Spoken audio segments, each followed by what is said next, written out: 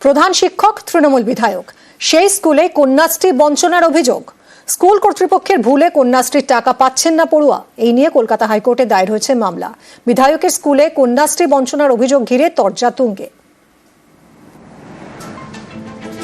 কন্যাশ্রী রাজ্য সরকারের প্রকল্প। এই প্রকল্পে মেয়েদের লেখাপড়ায় উৎসাহ দিতে আর্থিক সাহায্য করা হয়। পূর্ব মেদিনীপুরের এগরায় এই প্রকল্পে বঞ্চনার অভিযোগ। এখানকার পানিপারুলের বাসিন্দা রিয়া জানা গত বছর উচ্চ মাধ্যমিক পাশ করেন, তারপর কন্যাশ্রীর 25,000 টাকা পাননি।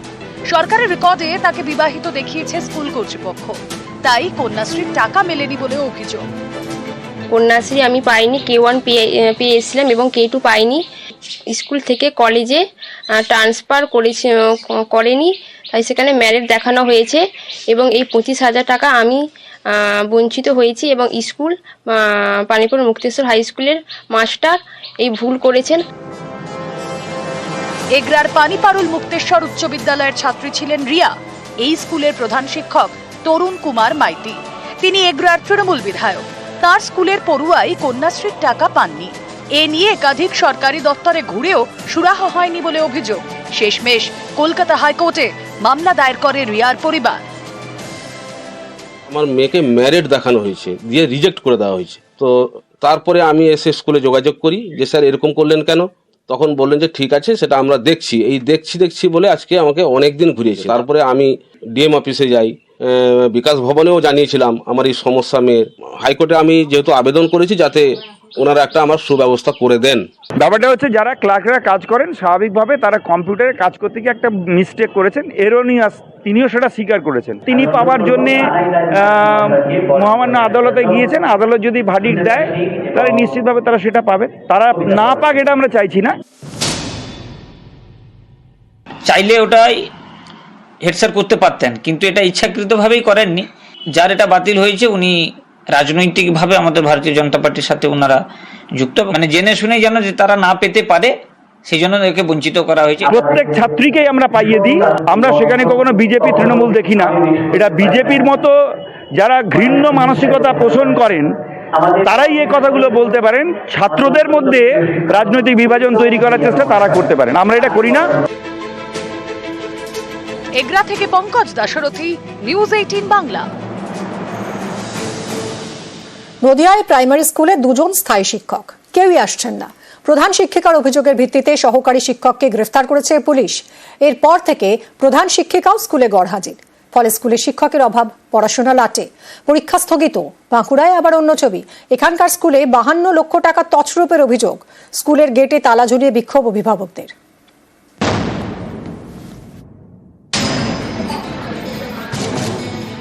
স্কুলে পরীক্ষা, ক্লাসে হাজির পড়ুয়ারা, কিন্তু স্কুলে শিক্ষক নেই। 2জন স্থায়ী শিক্ষকের একজনও নেই। চুক্তিভিত্তিক পার্শ্ব শিক্ষক 3জন, এসেছেন একজন। এই পরিস্থিতিতে সোমবারের পরীক্ষা বন্ধ। নদিয়ার সরকারি প্রাইমারি স্কুলের ঘটনা। স্কুলে ক্লাস হচ্ছে না, কেন? কোনো স্যার আসেনি, তার জন্য ক্লাস হচ্ছে না। নদিয়ার চাপড়া, এখানকার পিঁপড়াগাছি পঞ্চায়েত এলাকায় দুধখোলা প্রাইমারি স্কুল। পড়ুয়া 96 জন, স্থায়ী শিক্ষক 2জন, চুক্তিভিত্তিক পার্শ্ব শিক্ষক 3জন। সম্প্রতি এই স্কুলের প্রধান শিক্ষিকা এবং সহকারী শিক্ষকের মধ্যে ঝামেলা বাধে। চাপড়া থানায় অভিযোগ জানান প্রধান শিক্ষিকা। গ্রেপ্তার করা হয় সহকারী শিক্ষককে। এরপর থেকে প্রধান শিক্ষিকাও স্কুলে গড়হাজির। তিনি বদলির আবেদন করেছেন। এই গোলমালের মধ্যে স্কুলের বড় ভরসা 3জন পার্শ্ব শিক্ষক। তাদের মধ্যে 2জন আন্দোলনে, বেতন বৃদ্ধির দাবিতে। সোমবার স্কুলে উপস্থিত হন একজন মাত্র পার্শ্ব শিক্ষক। তিনি একা কিভাবে 96 জন পড়ুয়ার পরীক্ষা নেবেন? তাই সোমবার পরীক্ষাই হয়নি, ফিরে যেতে হয় পড়ুয়াদের। পরীক্ষা হওয়ার কথা ছিল, পরীক্ষা হচ্ছে না, ওই জন্য আমি সব নিয়ে এসেছি, কিন্তু পরীক্ষা হচ্ছে না। স্যারও নেই, ম্যাডামও নেই, কেউ নেই, ওই জন্য বাড়ি নিয়ে চলে যাচ্ছি। প্রধান শিক্ষিকার সঙ্গে শিক্ষকের একটা ব্যক্তিগত সমস্যার জন্য প্রধান শিক্ষিকা শিক্ষকের নামে কেস করেন। শিক্ষককে পুলিশ অ্যারেস্ট করে নিয়ে যায়। ইতিমধ্যে ডিআই সাহেব প্রধান শিক্ষিকা মহাশয়কে অন্য স্কুলে ট্রান্সফার করেছে। এই মুহূর্তে আমাদের স্কুলে কোনো স্থায়ী শিক্ষক নেই, ফলে শিক্ষকের প্রচুর ঘাটতি আছে। হেড টিচার যিনি ছিলেন, গ্রামবাসীদের একটা মাস পিটিশন ছিল, উনি ওইখানে যেন আর না যান, গেলে পরে সমস্যাটা বেড়ে যাবে। তা আমরা তখন এসআই এর সঙ্গে বসে আলোচনা করে নিয়েছিলাম যে ইমিডিয়েট আমরা পার্শ্ববর্তী স্কুলের হেডমাস্টারমশাইকে ওইখানটাতে যাতে আমরা পাঠাতে পারি। 2-1 দিনের মধ্যে কি সমস্যার সমাধান হবে বলে আশা করা যায়? হ্যাঁ, একদম। আমি তারপরে পার্মানেন্টলি সমস্যাটা আমরা হয়তো 1 সপ্তাহের মধ্যে মিটিয়ে ফেলবো।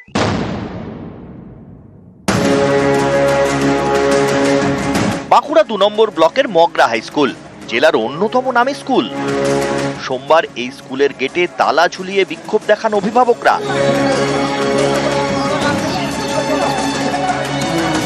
অভিভাবকদের দাবি স্কুলের উন্নয়নে 52 লক্ষ টাকা বরাদ্দ করে শিক্ষা দপ্তর। 2019 সাল থেকে ধাপে ধাপে স্কুলের অ্যাকাউন্টে টাকা ঢুকেছে। অভিযোগ, সরকারের টাকায় স্কুলের কোনো কাজ হয়নি। টাকা ঢুকেছে প্রধান শিক্ষক মুকেশ পাত্র এবং স্কুলের পরিচালন সমিতির সভাপতি বুদ্ধদেব শর্মার পকেটে। এই অভিযোগে গত 19 মার্চ স্কুলে বিক্ষোভ দেখান অভিভাবকরা। এরপর থেকে স্কুলে গরহাজির প্রধান শিক্ষক। ঘটনার 1 মাস পর আবারও স্কুলে বিক্ষোভ অভিভাবকদের। সোমবার পুলিশকে গিয়ে পরিস্থিতি সামাল দিতে হয়, তারপর স্কুল চালু হয়। বিডিও সাহেব, ডিএম সাহেবকে, এসডিও সাহেবকে আমরা যথারীতি লিখিত আকারে পাঠাই। পরে ক্ষেত্রে আমরা খবর পাই যারা এই টাকা তজরুপ করেছে তাদের বিরুদ্ধে এফআইআর করেছে। আমরা খবর নিই যে এফআইআর হয়েছে, তাহলে ওরা তো নিশ্চয়ই অ্যারেস্ট হবে। আমরা যথারীতি দেখছি তারা দিনে দুপুরে গোটা এলাকায় ঘুরে বলছে, অথচ তারা অ্যারেস্ট হচ্ছে না। আমরা যখন যথারীতি 10:30 থেকে 35-এর মধ্যে ঢুকছে মাস্টারমশাই, তখন দেখছি গেটে তালা। অভিভাবক একটা ফেস্টুন বাইরে টাঙানো ছিল মনে হয়, আর পুলিশও এসেছেন। ওনারা আমার এখানে জানতে চেয়েছিলেন ওই টাকাটা অ্যাকাউন্টে ঢুকেছে কিনা। আমি বললাম যে আইও বলেছেন টাকা ঢুকেছে, আমি কিন্তু এখনো লিখিত কোনো তথ্য পাইনি। নদিয়া থেকে সমীর রুদ্র এবং বাঁকুড়া থেকে প্রিয়ব্রত গোস্বামী, নিউজ 18 বাংলা। ক্রমেই আরো জটিল হচ্ছে যোগ্য অযোগ্য তালিকার জট। গতকাল দিনভর টানাপোড়েন চলে, তারপর এসএসসি চাকরিহারাদের দাবি মতন যোগ্য অযোগ্য তালিকা প্রকাশ না করে মাঝরাতে একটি বিবৃতি দেয়। সুপ্রিম কোর্টের নির্দেশ মেনে চলবে এসএসসি।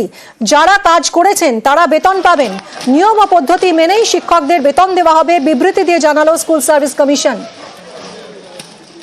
যোগ্য বঞ্চিত শিক্ষকরা সময় মতো মাইনে পাবেন। এসএসসির বিবৃতির পর নিউজ 18 বাংলাকে জানালেন শিক্ষামন্ত্রী। 1 নম্বর কথা হচ্ছে, এসএসসি যে বিবৃতি দিয়েছে তাতে পরিষ্কার বোঝা যাচ্ছে যে তারা সুপ্রিম কোর্টের অর্ডার, তারা এবং আমরা ডিপার্টমেন্ট, আমরা সুপ্রিম কোর্টের অর্ডারকে মান্যতা দেব। সুপ্রিম কোর্টের অর্ডারে যা বলা আছে আমরা সেটা মেনটেন করব। এবং 2 নম্বর হচ্ছে, ওটা এসএসসি নয়, ওটা হচ্ছে ডিপার্টমেন্ট আইনি পরামর্শ নিয়েছে এবং মহামান্য সুপ্রিম কোর্ট যেমন বলেছে যে যারা যোগ্য বঞ্চিত শিক্ষক তারা সময় মতো ঠিক সময় মাইনে তারা পাবেন।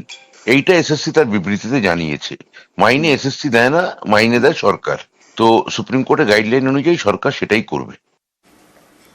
যদিও যোগ্য অযোগ্য তালিকা প্রকাশের দাবি থেকে সরছেন না চাকরিহারারা।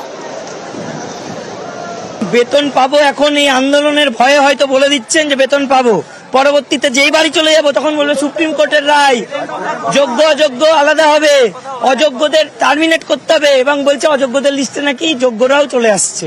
তাহলে সেটা মেনে নিয়ে আমরা বাড়ি চলে যাব? মুখের কথায় মানি না, আমাদের লিস্টও চাই, সার্টিফাইড করে দিতে হবে। একজন যোগ্য যেন বাদ না যায়, ওএমআর পাবলিশ করতে হবে, এবং অযোগ্যদের ইমিডিয়েটলি যেগুলো সুপ্রিম কোর্টে সাবমিটেড তার টার্মিনেট করতে হবে, না হলে আমরা ফিরছি না। এটা কিন্তু কোনো সলিউশন নেই। শিক্ষকরা যারা যাচ্ছেন তারা বেতন পাবেন। এখানে কিন্তু ওই ভোট কাউন্সিলিং থেকে সেই বাকি কাউন্সিলিং বাদ এসব বলা হয়নি।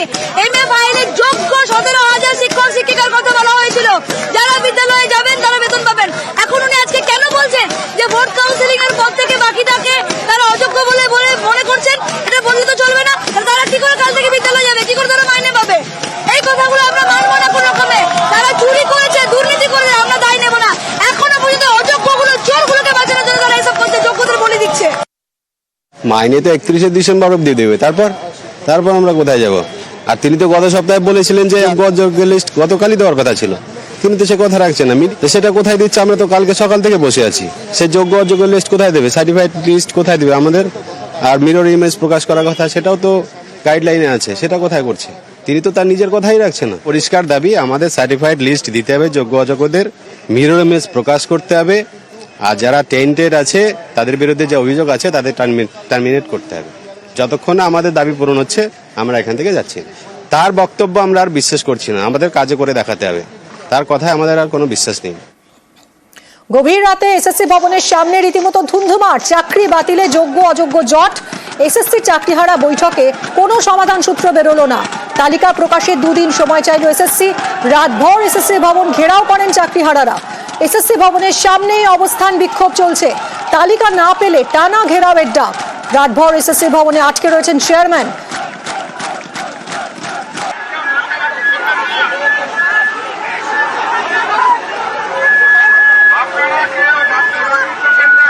দফায় দফায় পুলিশের সঙ্গে বচসা, চেয়ারম্যানকে ঘেরাও মুক্ত করার চেষ্টা পুলিশের। পুলিশ চাকরিহারাদের বচসা, চেয়ারম্যানকে বের করতে পুলিশকে বাধা, পুলিশের সঙ্গে বচসা ঘিরে ধুন্ধুমার। পুলিশকে লক্ষ্য করে জলের বোতল বিক্ষোভকারীদের। অফিস ছাড়তে দেব না এবং আপনি অফিস ছাড়ার চেষ্টা করবেন না। আমাদের হাতে ধরা পড়লে আপনার জীবন কিন্তু আজকেই শেষ। এখানে আপনার জীবন শেষ হবে।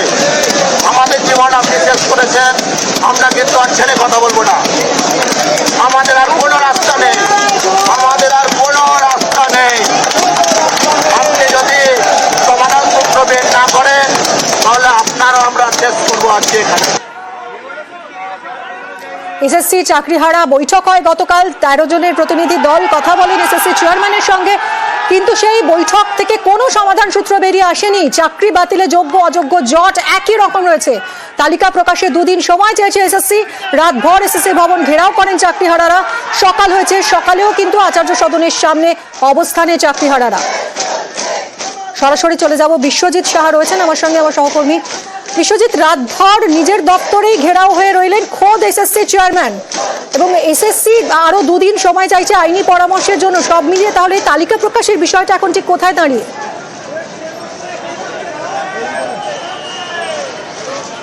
একদমই, বা গতকাল থেকেই আমরা যে আন্দোলন দেখছি, বা শিক্ষকদের চাকরিহারা বা যারা শিক্ষক রয়েছেন তারা প্রতিনিধি দল তারা গিয়েছিলেন, অর্থাৎ এসএসসি চেয়ারম্যান এবং চাকরিহারাদের সেই আলোচনাতেও কোনো জট কাটেনি, এবং সেই জট না কাটার পরে তারা দীর্ঘক্ষণ এই অবস্থানেই রয়েছেন। এবং আমরা যদি দেখি যে এসএসসি অফিস আচার্য সদন ঠিক তার সামনে এভাবেই রাস্তায় বসে পড়ে আন্দোলন করছেন, এবং স্বাভাবিকভাবেই এই আন্দোলন আরও দীর্ঘ মেয়াদি করার তারা ডাক দিচ্ছেন। এবং পাশাপাশি WBJDF অর্থাৎ জুনিয়র চিকিৎসক ফ্রন্ট তারা যেমন তাদের এই আন্দোলনের পাশে থাকছেন। আমরা যদি দেখি একেবারে সামনের যে রাস্তা রয়েছে সেই রাস্তাতে এসএসসি যারা আন্দোলনকারী তারা বসে রয়েছেন, এবং অন্যদিকে যে মেন গেট রয়েছে সেই মেন গেটের দিকেও সেখানেও কার্যত ঘেরাও করে রাখা হয়েছে মেন গেটে, যাতে চেয়ারম্যান এই ভেতরে রয়েছেন সিদ্ধার্থ মজুমদার, তিনি যাতে কোনোভাবেই না বেরোতে পারেন যতক্ষণ পর্যন্ত তাদের এই যোগ্য এবং অযোগ্যের যে তালিকা সেই তালিকা যতক্ষণ পর্যন্ত না দেওয়া হচ্ছে ততক্ষণ পর্যন্ত চেয়ারম্যানকে ঘেরাও করে রাখা হবে। এই তাদের আন্দোলন কর্মসূচি, এবং সেই দাবিতে তাদের যে অবস্থান সেই অবস্থান সারা রাত জেগে তারা এই এসএসসি ভবনের চারদিকেই তারা রাস্তায় শুয়ে কাটিয়েছেন। এবং তাদের এই আন্দোলনের পাশে চিকিৎসকেরা দাঁড়িয়েছেন যারা জুনিয়র ডক্টরস ফ্রন্ট তারা এসে গতকাল এখানে রাতভর তারা সমর্থন জুগিয়েছেন এবং তাদের জন্য খাবার এবং জলের ব্যবস্থা করেছেন। আজ সকালেও তারা ওআরএসের ব্যবস্থা করেছেন। অর্থাৎ সব দিক থেকে এই যে শিক্ষকদের আন্দোলন সেই শিক্ষকদের আন্দোলনে যেমন চিকিৎসকরা এসে দাঁড়িয়েছেন, তেমনি শিক্ষকেরাও স্পষ্ট জানিয়ে দিয়েছেন যে এসএসসি চেয়ারম্যানের যে বিবৃতি বা শিক্ষামন্ত্রীর যে বিবৃতি তারপরেও তাদের যে দাবি সেই দাবিতে তারা অনড় রয়েছেন, এবং সেই দাবি অনুযায়ী তাদের এই যে যোগ্য এবং অযোগ্যদের লিস্ট সেই লিস্ট তাদের প্রকাশ করতে হবে, এবং সেই লিস্ট যতক্ষণ না প্রকাশ হবে ততক্ষণ পর্যন্ত তাদের এই আন্দোলন চলবে। এখনও পর্যন্ত তারা ঘেরাও অবস্থানে অনড় রয়েছেন। রাতভর তারা এই রাস্তায় শুয়ে কাটানোর পর এখন আবার তারা এসএসসি ভবনের চারিদিকে সেই ঘেরাও বিক্ষোভ অবস্থান স্লোগান সেই আন্দোলন জারি রেখেছেন। মিমি, একদমই বিশ্বজিৎ, অনেক ধন্যবাদ। রাত গড়িয়ে সকাল হয়েছে কিন্তু অবস্থান বিক্ষোভ এখনো চলছে, এবং রাত যত বেড়েছে ততই আন্দোলনের ঝাঁঝও বেড়েছে। যে দাবিতে এই মুহূর্তে চাকরিহারারা আন্দোলন করছেন, তারা যোগ্য অযোগ্যের তালিকা প্রকাশ করতে জানাচ্ছেন এসএসসিকে। এসএসসি আইনি পরামর্শের জন্য 2 দিন সময় নিয়েছে এবং এসএসসির চেয়ারম্যান তিনি এখনো পর্যন্ত ঘেরাও হয়ে রয়েছেন নিজের অফিসে।